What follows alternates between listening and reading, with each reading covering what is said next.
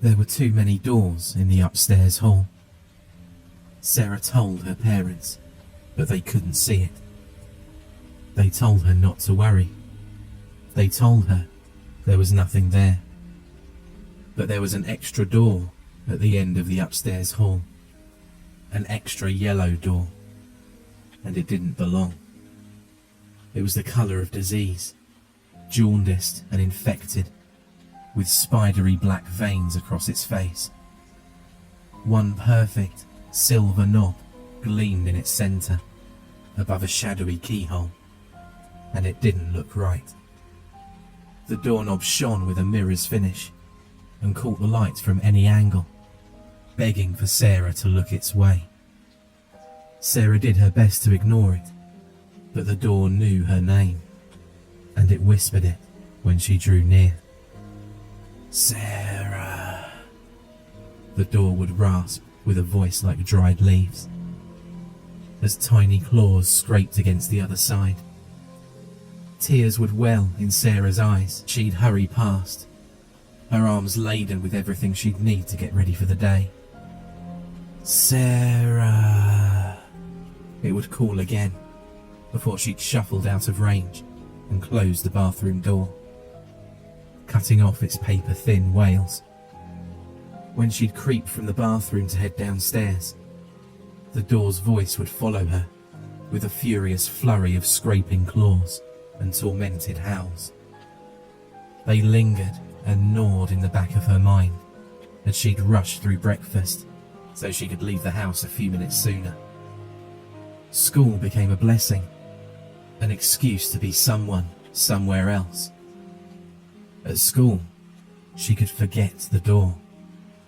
At school, she could pretend her house was like everyone else's, with the right number of doors and no eerie whispers.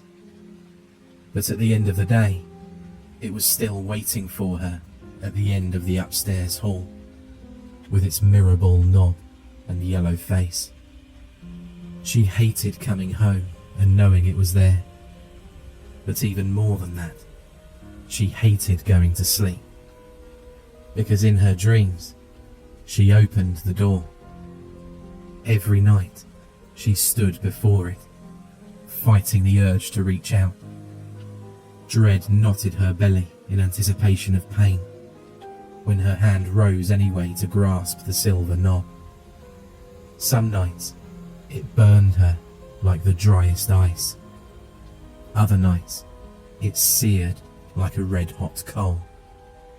Very occasionally, it did neither, instead turning and turning without ever opening the door.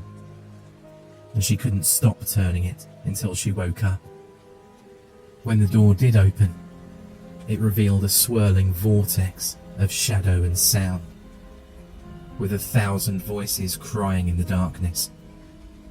The voices curled around her, crawling through her hair like spiders. She thrashed and swatted at their skittering whispers, but the words still tingled across her skin.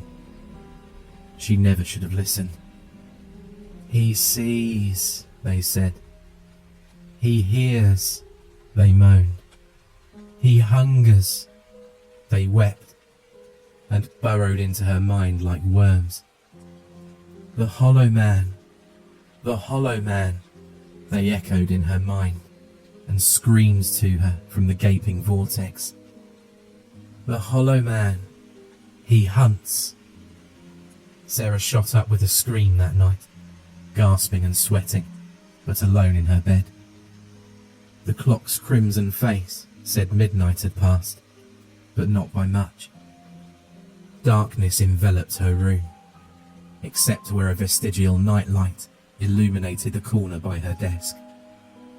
It wasn't much, but she felt better when she saw it. She pulled the bedsheets over her head and pushed away the echoing voices. I'm fine, she swore, hugging her knees and rocking. It's just a dream. They're always dreams. The dreams will go away like they always do. She started humming a song her mother used to sing when Sarah was smaller, small enough to need the nightlight, and the panic faded little by little with every note. "Just a dream," she repeated. "Just a dream." "Sarah?" someone whispered from the hall. Sarah froze. "Sarah? Are you Sarah?" It was the voice of a girl, not much younger than Sarah, and not at all like the voice she usually heard from the door at the end of the hall. Who are you?" Sarah whispered back from beneath the sheets. "My name is Lizzie. Are you Sarah?" Sarah didn't move. She was terrified of leaving the safety of her cocoon. As the moments ticked by, however, an anxious curiosity emboldened her enough to peek out from the covers. What if it was another girl, she thought. She sounded just as scared as Sarah felt. Sarah crawled from her bed, clutching the sweat-damp nightshirt she'd worn to sleep, and waited. When nothing happened, she stood up and tiptoed towards her bedroom door, towards the waiting yellow door with the mirror ball knob on the wall at the end of the upstairs hall. When she stood before it, her stomach lurched, and for a moment she couldn't tell if she was going to vomit or faint. "Please," the door said in the young girl's voice when Sarah got close. "Please, are you Sarah?" Sarah opened her mouth to answer, but her voice was a tiny squeak of nothing. She pressed her palms to her cheeks and smeared away the tears before trying again. "Yes," she finally managed. "I'm Sarah. Please let me in." The door's silvery knob shook violently, rattling as if locked and jostled by someone on the other side. Sarah stumbled back with a gasp, staring at the shuddering, alien knob. "Let me in, Sarah, please. I can't stay in here. Please help me. Let me in." Sarah dropped to her knees when her legs gave out, and she screamed when she looked at the door. Level with the shadowy keyhole, below the rattling knob, she stared directly into a very human eye. Tears shimmered in the other eye, as they shimmered in Sarah's. It darted around, wide and white with fear, as if searching through the hall. And then, without warning, the keyhole became shadow, and the silver knob stilled, and the girl on the other side of the door began to cry. "Please, Sarah," she pleaded. "He's almost here." "The Hollow Man," Sarah whispered, as a chill slithered up her spine. Lizzie sobbed quietly. Sarah scooted closer to the door, her fear growing colder when the girl from the other side didn't answer. "Lizzie?" Silence fell, as if it had always been there. She couldn't hear Lizzie crying anymore, and even the house was too quiet behind her. Sarah put her ear near the door and held her breath. She waited. Minutes passed, but it couldn't have been minutes. Nothing moved. Nothing whispered. Nothing cried. Nothing stirred. She couldn't hear anything but her own racing heart. Was she gone? "Lizzie," she tried again, afraid the Hollow Man had taken her. "He's here," Lizzie whispered at last, almost in her ear, as though Lizzie's lips pressed tight against the keyhole. "Please, let me in." Sarah's head ached. The world was a little fuzzy around the edges, and it was harder to focus than before. She had to stand up. She didn't dare touch the sickly door, but her legs felt too wobbly and weak to support her. She reached for the knob with a trembling hand. "Please, Sarah." Lizzie's voice was getting smaller. "Please." Grasping the ball, She pulled herself up from the floor. It moved noiselessly beneath her hand, gliding without resistance, and opened the yellow door. A lonely expanse of normal wall inched into view, and she felt sick.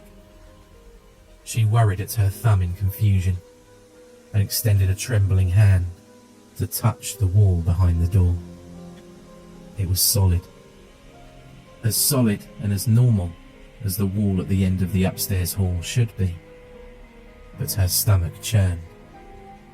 She gently closed the door, which issued a soft click as the latch sprang into place, and waited. She hardly dared to move or breathe as she listened to the night, waiting for the door to speak again. Hours passed in oppressive silence, even though it couldn't have been hours, and the door had nothing to say. Sarah grew sleepy, too sleepy to keep standing, too sleepy to remember why she was standing so still at the end of the upstairs hall. It was time to go to bed. It's just a dream, she remembered, turning away and rubbing at her eyes. They're always dreams. Shuffling to her bed was like swimming through jello, and most of the way there, she couldn't keep her eyes open. Luckily, she knew the way. The dreams will go away, like they always do. The crimson clock was broken when she rolled herself back into bed, its face declaring 12:16 a.m. to a room that only vaguely felt familiar. But she couldn't bring herself to care when her eyes and body felt so heavy. "Sarah," Lizzie whispered, but it couldn't be a whisper. "Sarah," Lizzie whispered. "Sarah, don't wake up." Sarah groaned a little. "Don't wake up," Lizzie said, her voice echoing in Sarah's mind. Sarah frowned and rolled onto her back. She didn't want to wake up. She wanted to stay asleep. Lizzie didn't need to tell her not to wake, because not being awake was the whole point of being asleep. For a long time, all was silence. Sarah's mind drifted, and she felt herself grow lighter, as if getting ready to float up through the blackness that surrounded her. She could feel the cool sheets beneath her then, and for a moment, she thought she heard the papery thin rustle of leaves in her room. "He's here," Lizzie whispered at last. "Please, don't wake up." "Who's here?" Sarah wondered, as she steadily rose. "His hollow face, an eerie mask, with hollow voice at doors will ask, to be invited in to bask, above his favoured midnight task." A strange tingling worked its way up Sarah's body, as Lizzie recited the haunting rhyme in a disconcerting monotone. Clarity inched its way towards her slowly, melting away the fog of sleep. Hadn't she been dreaming? Was she still dreaming? Something was wrong. "He's waiting inches from your face, to be the first thing your eyes grace. But keep them shut, or else embrace a hollow shell to take your place." Cold dread seized Sarah's heart with each new stanza, and she trembled with the weight of her mistake. For a moment, she swore she could feel the air stir above her, stale and strangely warm against her cheeks. Leaves rustled above her bed. "The yellow door you always keep, he follows you to where you sleep. Into your room he then will creep, your life and dreams for him to reap." Lizzie's voice became little more than a breath within Sarah's mind, and the air cooled around her when a pressure lifted from her chest. The leaves were in the hall. The hollow man above your bed, with hollow eyes, deep slumber fed. His hollow dreams may fill your head, but never peek, or you'll be dead. Everything was wrong. Distantly, Sarah registered the sound of her parents screaming in their room, and she felt tears sliding down her cheeks.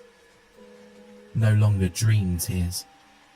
She could feel the wet warmth as each one fell. "Mummy," Sarah whispered, the sound paper thin. "Daddy," she rasped with a voice like dried leaves. "Lizzie?" she thought, but Lizzie did not respond. Silence fell over the house, and Sarah knew nothing would ever be right again. From the hall outside her bedroom door, Sarah heard the soft click as a latch sprang into place, and waited. Silence filled the house again. The leaves were gone. Sunlight peeked through the curtains, and the crimson clock said it was 7:45 a.m. before she felt it was safe enough to open her eyes and leave her room. The yellow door, with its mirror ball knob, stared at her from the wall at the end of the upstairs hall, and the house was still too quiet. It was a different quiet than before, though. A different quiet than from her dream. It was the quiet of a tomb. Except, of course, for the occasional tapping, as if from tiny claws, from the other side of the yellow door.